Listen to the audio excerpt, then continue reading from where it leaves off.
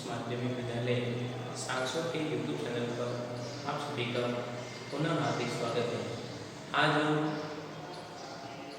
8वीं क्लास के विज्ञान विषय का 10वां पाठ डिस्कस करने जा रहे हैं, जो आपका टॉपिक है किशोर अवस्था की। और इस पाठ का आज हम लेक्चर सेकेंड है, जिसमें अपन देख रहे हैं किशोर अवस्था में बेसिकली कल आपने इंफॉर्मेशन ली थी। किशोर अवस्था एक प्रकार की मनुष्य के अलग अलग अवस्था होती है। मनुष्य के पूरे जिंदगी या पूरे जीवन काल में एक विशेष स्टेज देखने को मिलता है, जिसमें कई प्रकार के परिवर्तन होते हैं और फिर बाद में व्यक्ति क्या होता है, परिपक्व हो जाता है, जिसके अकॉर्डिंग वो जनन प्रक्रिया को संपन्न करने में सक्षम हो जाता है। तो किशोर अवस्था नॉर्मली प्रोसेस के बारे में आपने बताया था, कल देखा था कि किशोर अवस्था एक नॉर्मली देखें तो 12 से 13 वर्ष से शुरू होकर 18 से 19 वर्ष तक चलती रहती है। तो उसके अकॉर्डिंग देखते हैं तो मनुष्य के में कई प्रकार के ऐसे परिवर्तन होते हैं, जिसकी वजह से उनमें विशेष लक्षण जनरेट हो जाते हैं, जिससे वो किसी भी प्रकार से प्रोसेस के अकॉर्डिंग जनन प्रक्रिया करने के लिए क्या होता है, सक्सेस हो जाता है या परिपक्व हो जाता है। जनन प्रक्रिया करने पर शिशु को जन्म देने के लिए क्या हो जाता है, परिपक्व हो जाएगा। कि देखते हैं कि किशोर अवस्था ही यौन प्रारंभ की अवस्था बताई गई। युवा अवस्था किशोर अवस्था के बाद में शुरू हो जाती है। तो उसमें युवा अवस्था के प्रारंभिक गुण में जो परिवर्तन देखने को मिलते हैं वो साथ साथ किशोर अवस्था में हो जाते हैं। बेसिकली अपन देखते हैं कि यौवन का मतलब है क्या, जवानी की। जवानी कहते हैं जवानी मतलब जोश है। जवानी का जोश मतलब क्या, उसमें बॉडी में क्या होती है, एनर्जी होती है, बहुत एनर्जीफुल पावरफुल एनर्जी होती है। तब वो उस अवस्था में अपन कोई भी कार्य करते हैं तो सक्सेस होने के 99% चांसेस रहते हैं। जैसे आपने टारगेट बता दिया कोई किसी एजुकेशन डिपार्टमेंट में जाने का या मेडिकल डिपार्टमेंट में जाने का या कोई बिजनेसमैन बनने का, आपने एक टारगेट लेके अपने टारगेट पे व्यवस्थित काम कर रहे हैं, तो आप उस अवस्था में ज़रूर आप टारगेट को सफल बना सकते हैं।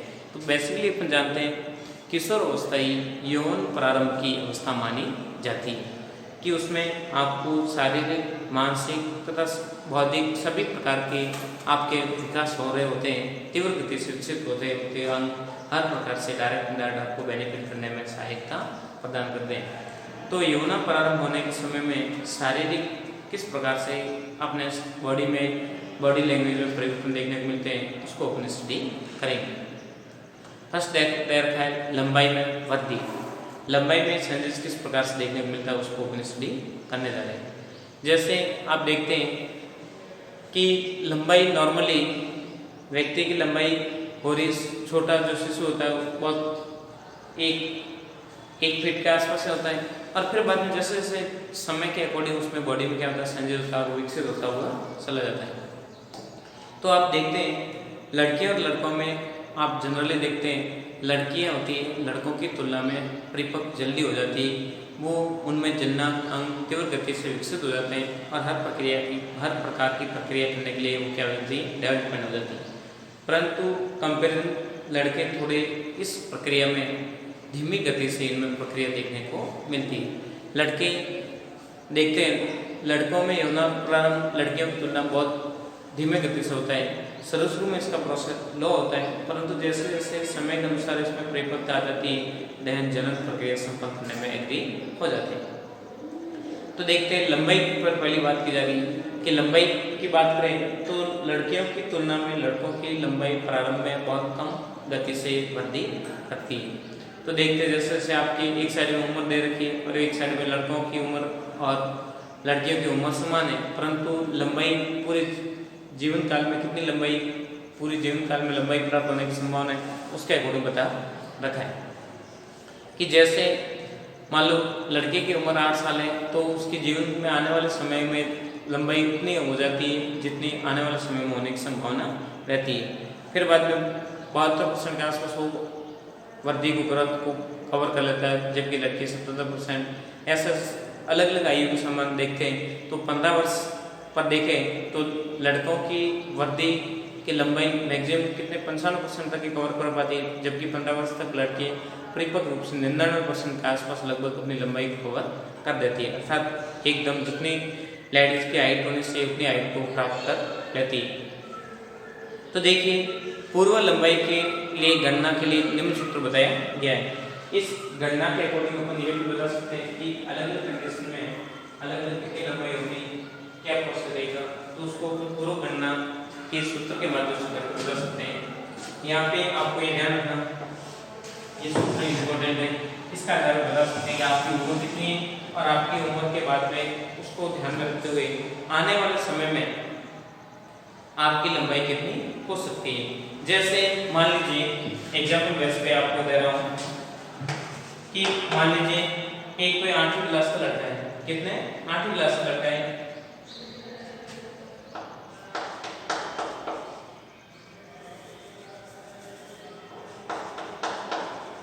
बालक की उम्र कितनी दे रखी है या आयु, बालक की आयु आपके जैसे मान लीजिए दैट की वो कितने साल का हो गया, 8 से घटाते आते वो 15 साल का हो गया, 15 वर्ष के आसपास। एलिजिबल 15 वर्ष ज्यादा हो जाएंगे तो आप कह सकते हैं 12 वर्ष का बच्चा है। अब 12 वर्ष का बच्चा है, कब शुरुआत में 8वीं क्लास में पढ़ रहा है तब, देन उस कंडीशन में उसकी लंबाई आपकी मान लीजिए उस टाइम में उसकी लंबाई कितनी दे रखी थी आपके, मान लो उसकी लंबाई आपकी कितनी है 90 सेंटीमीटर लंबाई, उसकी लंबाई कितनी 90 सेंटीमीटर लंबाई बता रखी है। अब पूरे जीवन काल में उसकी बालक की लंबाई होने की कितनी संभावना रह सकती है, पूरे जीवन काल में इस बालक की लंबाई कितनी होने की संभावना थी। मान लीजिए 8वीं क्लास का कोई बच्चा है, उसकी आयु 12 वर्ष है और उसकी लंबाई बताई जा रखी है, अनुमान लंबाई अपने लिए 90 सेंटीमीटर उसकी लंबाई, वर्तमान लंबाई इतना हाइट का है। तो देखते हैं आप पूरे जीवन काल में जब वो युवावस्था में प्रवेश कर लेगा तब उसकी हाइट अधिकतम कितनी हो सकती है, तो इस फॉर्मूला बेस पे अपन बता सकते हैं। तो देखिए कितने होने की संभावना रहेगी, तो देखिए हाइट आपको निकालनी सेंटीमीटर में, तो देखिए वर्तमान में उसकी लंबाई कितनी 90 सेंटीमीटर, बालक है तो 12 वर्ष में उसकी कितनी लेंथ होने की संभावना रहती है, 12 वर्ष में 84% उसकी वृद्धि हो जाती है, कितनी 84%। जो परसेंटेज आ रहा है उसको यहाँ पे डाल दो इंटू 100, जो संख्या कट रही है उसको क्या कर दीजिए, पता नहीं कट रही डायरेक्ट गुणा भाग करके भी आप बता सकते हैं। तो देखिए 9000 इसमें 84 के भाग दे दीजिए। अब मान लो आपको जैसे संख्या किसी से मान लो न्यूट्रलाइज करनी आती है 3 से, या किसी से भी आप संख्या कट कर रहे हो तो 3 से मान लीजिए इसको छोटी संख्या कर लेते हैं, तो 3 का भाग इसमें जा रहा है, कितनी बार दे दीजिए भाग, 3 का भाग कितनी बार जाएगा, तो अपन को पता है 3 का भाग ऐसे भाग देते हैं ना, नॉर्मली बेसिक से स्टूडेंट्स आपको समझना है, 3 का भाग देते भाग जाएगा 2 बार, कितनी बार 2 बार, 6 पीछे 2 फिर 5 में, तो ये कितना है भाग कितनी बार गया 28 बार, तो इसमें 3 का भाग गया 28 बार और इसमें चला गया भाग कितनी बार 30 बार।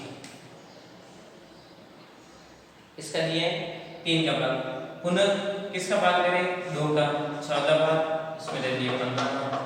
अब ऊपर तो संख्या कितनी रहेगी 1500, पीछे रह रहे 14, अब और 2 का भाग जा रहा है 2 का भाग 7 बार और इसमें जा रहा है 2 का भाग कितनी बार दे दीजिए इसे 15 में 7 बार 14 1 5 में कर 0, तो भाग कितनी बार गया 5 बार और पीछे 0 का 0। तो ऐसे अपन बताएंगे नॉर्मली, ऐसे जोड़ भाग के गुणा भाग आप छोटी क्लास से आप सीखते आते हैं, तो ये आपको एक बार ट्रेंड हो गया, इसके अनुसार अपन आप निकालोगे तो आपको क्या मिलेगा,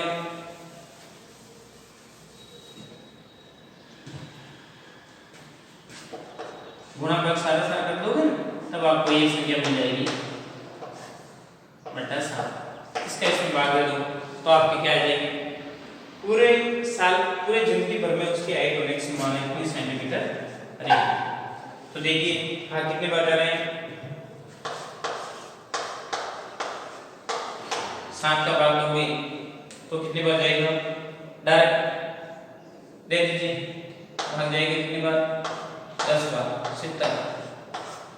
पीछे कितने रहे 5, 5 को उतारो 0 तो फालतू की बार रहेगा 9 बार, फिर 7 बार 49, फिर 0 तो फिर बाद में वापस आ जाएंगे इतना। तो इसकी पूरी जिंदगी भर लाइफ टाइम में इसकी हाइट होने की संभावना होती रहेगी कितना सेंटीमीटर तक बच्चा कर सकता है।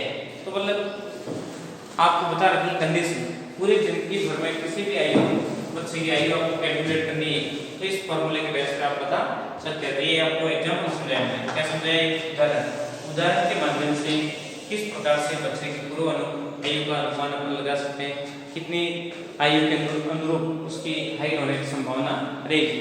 तो अपन नॉर्मली रिप्रेजेंट करके बता सकते हैं ना। तो अपन देखते हैं लंबाई कंपैरिजन का तुलनात्मक अध्ययन करें तो लड़कियों की लंबाई लड़कों की तुलना में बहुत तीव्र गति से फास्ट वृद्धि करती है और 15 साल तक लड़कियां क्या होती है परिपक्व हो जाती है, जबकि लड़के क्या होते हैं एकदम नॉर्मली क्वालिटी में होते हैं, धीरे धीरे धीरे धीरे उसमें वृद्धि विकास शुरू होता है। प्राकृतिक प्रोसेस बताया गया है। तो लंबाई के बारे में दिमाग बात रहने से कि जैसे जैसे आप युवावस्था प्रारंभ करोगे तो शुरुआती आपकी लंबाई कम होती है, परंतु युवावस्था में आपकी लंबाई जितनी आपको प्राप्त करनी होती है उतनी आप लंबाई प्राप्त कर लेते हैं। उसके बाद में देखते हैं शारीरिक आकार में क्या परिवर्तन होता है। शारीरिक आकार में भी परिवर्तन होता है कि जैसे जैसे आपने किशोर अवस्था में इंटर किया है, किसमें देखिए एक बार आप स्क्रीनशॉट ले लीजिए, फिर बाद में आगे बढ़ाते मैटर को। स्क्रीनशॉट हो गया होगा आपका, ताकि मैं मैटर को रख करके फिर आगे अपन 4-5 पॉइंट दे रखे उसको अपन डिस्कस करें, जितने पॉसिबल हो उतने अभी पॉइंट को फाइंड आउट करते हैं, बाकी अगले वीडियो लेक्चर में भी अपन डिस्कस कर लेंगे। देखिए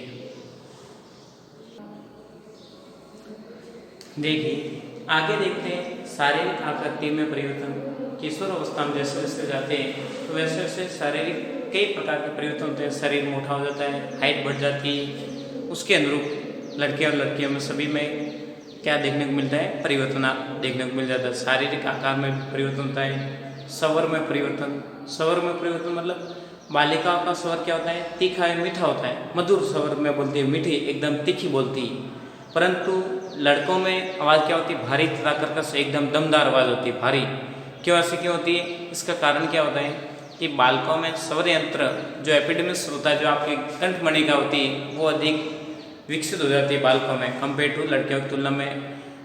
लैरिंगस या स्वर यंत्र अधिक बड़ा होता है, धैन बालकों की आवाज़ भारी होती है, जबकि महिला या बालिका की आवाज़ क्या होती है, तीखी होती है, वो मधुर ऐसे बोलती है, तीखी आवाज़ में बोलती है, ताकि आगे वालों को एहसास होता है कि मतलब इतनी आवाज़ कैसे मीठी और इस सुरीली आवाज़ में वो बोलती है। आगे देखते हैं कि स्वेद एवं तेल ग्रंथियों की क्रियाशीलता में वृद्धि हो जाती है। जैसे जैसे आपकी अवस्था बढ़ेगी उसके अनुसार स्वेद ग्रंथियाँ तथा तेल ग्रंथियाँ क्या होती है, एक्टिव हो जाती है, जिसकी वजह से आप देखते हैं जैसे जैसे आयु बढ़ने के साथ में किशोर अवस्था में आप इंटर करते हैं तो आपका चेहरा क्या हो जाता है, चमकीला हो जाता है। परंतु इसमें भी देखें तो इसमें बालकों की तुलना बालिका में ये ग्रंथियाँ क्या होती है, अधिक एक्टिव होती है, हाईली एक्टिव होती है। उनकी वजह से उनका बॉडी लैंग्वेज एकदम अलग ही हो जाता है और उसका चेहरा क्या होता है, बहुत चमकदार और दमदार ऐसे लगती है और एहसास होता है कि मतलब ये किस प्रकार से जनरेशन क्या क्या प्रोसेस होता है। तो ये प्राकृतिक प्रोसेस के एक अनुरूप अपन स्टडी करते हैं। बात दिमाग में रहेगी, शारीरिक आकार में परिवर्तन होता है, लंबाई में परिवर्तन होता है, स्वर में परिवर्तन होता है और तेल व कई प्रकार की ग्रंथियाँ होती है, बॉडी को सिकना बढ़ जाती है और चेहरा क्या होता है, चमकीला एकदम चमक दमकदार हो जाता है। जननांग अंगों का विकास हो जाता है। जननांग अंग कौन कौन से, उनके बारे में आपने 9वें पार्ट में पढ़ा था कि अलग अलग पार्ट जैसे शीर्षण है, योनि है, अलग अलग पार्टीशन होते हैं, या अंडा से, गर्भाशय, वसन, टेस्टिज, अलग अलग प्रकार के पार्ट होते हैं। वो क्या होते हैं, एकदम डेवलपमेंट होकर एकदम सक्रिय हो जाते हैं। क्यों हो जाते हैं, क्योंकि अवस्था ही ऐसी, इस अवस्था में अंगों का विकास होना नेसेसरी, और जैसे ही इन अंगों में विकास की प्रक्रिया शुरू होती है देन आप में रिप्रोडक्शन का प्रोसेस करने में हाईली एक्टिवेशन पावर देखने को मिलता है।